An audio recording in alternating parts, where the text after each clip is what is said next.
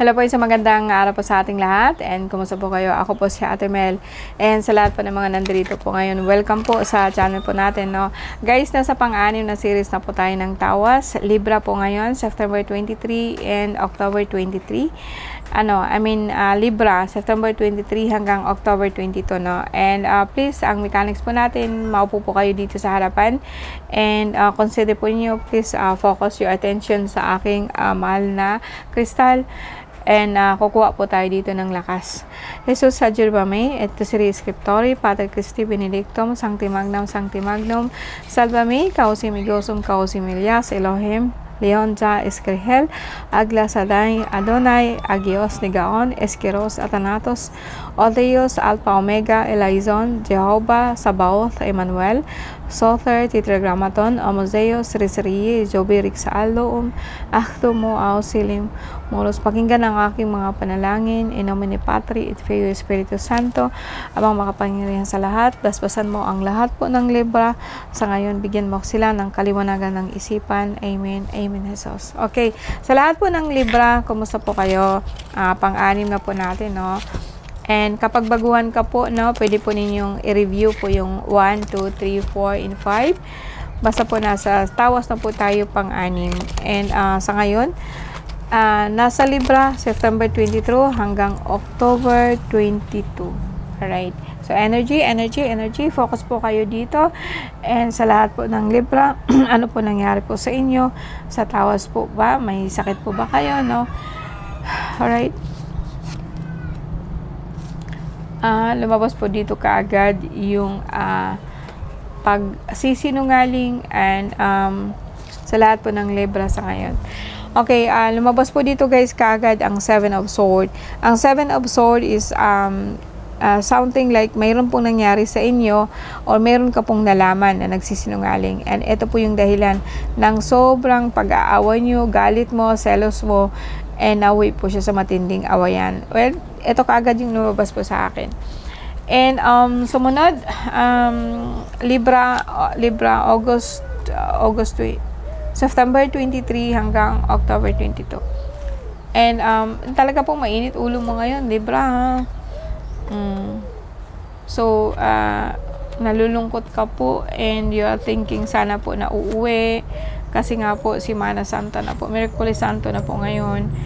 And you are thinking na dahil po sa galit mo parang uuwi ka po, no? Or pwede pong sabihin po natin na gusto mong lumipat po ng gusto mong lumipat po ng bahay. Alright. Okay, tingnan po natin to. Well, eto guys, no? In physical, parang mataas po ang dugo nyo. Mataas po ang dugo ninyo and lagi po kayong mayroong problema dito sa may sikmura. Para po siyang nilalamig po siya, no? And sa dahilan po ito ng stress, hindi po sakit ang nakikita ko dito but emotional distress, no? And pwede pong ikaw kasi po is Libra, like parang ka po, Libra is air sa ngayon, no? Parang may nakita po ako dito na masyado ka pong emotional sa mga bata, nagagalit ka po lagi, and way back po ito, dito po ito sa kung nasaan ka man ngayon, nagagalit ka po sa kanila sa mga iniwanan mo, no? Kasi may nalaman ka po na parang hindi po totoo, no? And ito po yung nakikita ko parang hindi po siya third person pero nagsinungaling po siya, and yun po ang dahilan po ng galit mo.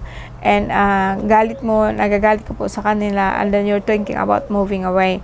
Pwede din po itong sa business, may nalaman ka po, and then may nalaman ka po, no? Kaso lang po talaga pong balak mo po siyang lumipat, kaso lang po ang pera mo is na-stuck po siya. Wala po ako nakita ditong pera but is involved about everything is about emotion. Libra, ha? Libra ito. So, sa ngayon po guys, no, parang masakit, as I said, no, nag-iisip ka po or maaaring tinalikuran o gusto mo pong talikuran yung mga, kung sino man po yung iniwan mo doon sa inyo kasi tumalikod ka na po, no? Tumalikod ka na po, and dahil nga po sa sobrang inis mo, parang isinumpa mo sila, inisip mong hindi ka na po babalik at lilipat ka po ng ibang lugar. And sa lahat po ng Libra ngayon, no, actually guys, no, kahit sabihin po natin na nagloko po sila. Maganda po kasi itong Maganda po kasi itong sumunod po ng card kasi it's like moving house and magsimula ka ulit and magnegosyo ka ulit, no? I rather want to leave this one and then babalikan po natin sila later kung ano po ang pwede po nating ano natin, no? Tingnan natin kung ano po talaga ang lumabas, bakit ka po nagagalit, no? And alam kong niloko ka po ng ano. And yeah, you want to rest kasi po talaga pong grabe po, sabihin po natin, no? Grabe po yung sakit ng kalooban mo. And yeah, parang talaga po sa akin is third party involved. And sa ngayon po, you want to rest, no? Rest your mind. Talaga pong etong sagot ko, ang sagot ko kanina kung bakit po ba ikaw galit na galit, grabe yung selos mo, is may confirm po ako dito na para pong mayroon pong third party involved and kalokohan, lokohan. And ito po yung dahilan po ng grabe po ng distress mo. And iniisip mo kasi na paano na ngayon, wala na po akong pera, wala pa po akong naipon. And sumunod po dito is just like yung dahil po dito parang grabe po, no, gusto mo pa pong tumalikod, umalis, no. And sa sobrang stress mo, tumaas po yung dugo mo and nagkaroon ka po ng problema dito sa tiyan, no. And but then this one is like pwede pong sabihin po natin na mag-move in ka po sa anak mo, parang lilipat ka muna dun sa kanya, then think Libra, sa inyo po dyan, whether this is for you or not, pwede pong sabihin natin na please rest, rest mo yung mind mo. And if you thinking like kung aalis ka po, okay po ba? Para sa akin, yes. Para po maghilom ang sugat mo. Hindi grabe, hindi po madali ang nangyari sa iyo, no. Mayroon pa ako nakitang betrayal and may nakita po ako talaga pong panloloko. And para sa akin, ang panloloko is like hindi ko kayang tanggapin. And sa inyo the same thing, alam ko kasi gusto mong lumayo and hindi mo siya matatanggap. And pwede mo siyang later on, pag medyo naghilom ka na, nag-heal na yung nararamdaman, then balikan mo to. Balikan mo tong ano na to, then kumbaga sa akin, parang magkaroon ka ng closure.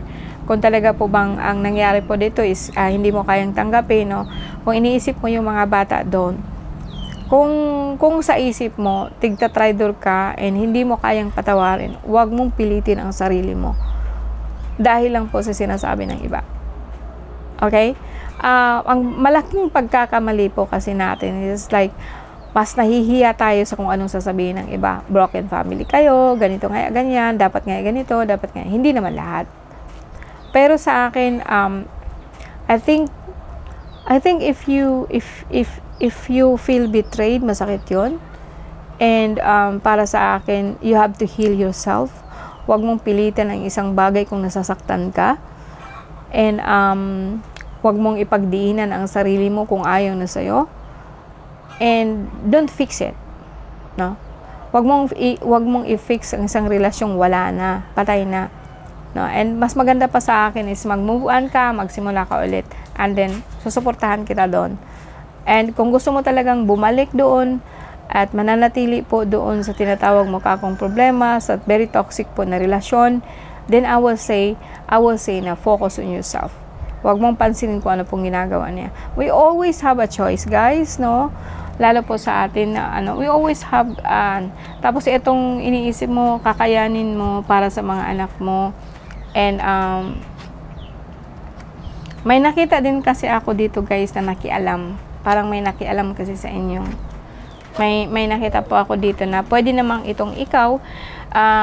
Kaya nga po parang nakita ko sa isang libra ngayon na parang ang nangyari po sa inyo na betrayal is like may nakikialam po, no? May nakialam po ng mga magulang, may nakialam po ng mga may nakialam po dito na bruha, kaya pinapagulo po yung utak mo. I think it's about sa daga, about sa lupa. Daga kasi, guys, sa Bicol is lupa. Sorry, nagkamali ako. Baka isipin yung daga yung sinabi ko.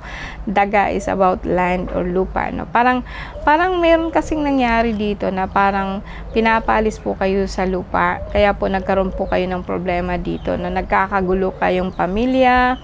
Ito yung tinatawag kong sumpa, kung saan lupa po ang nilagyan po ng hindi maganda. So, ang nangyari po nung nagkakaroon po kayo ng parang magulo po talaga. Ang iniisip ko talaga dito is like, you want to move away, you want to transfer, you want to change new location.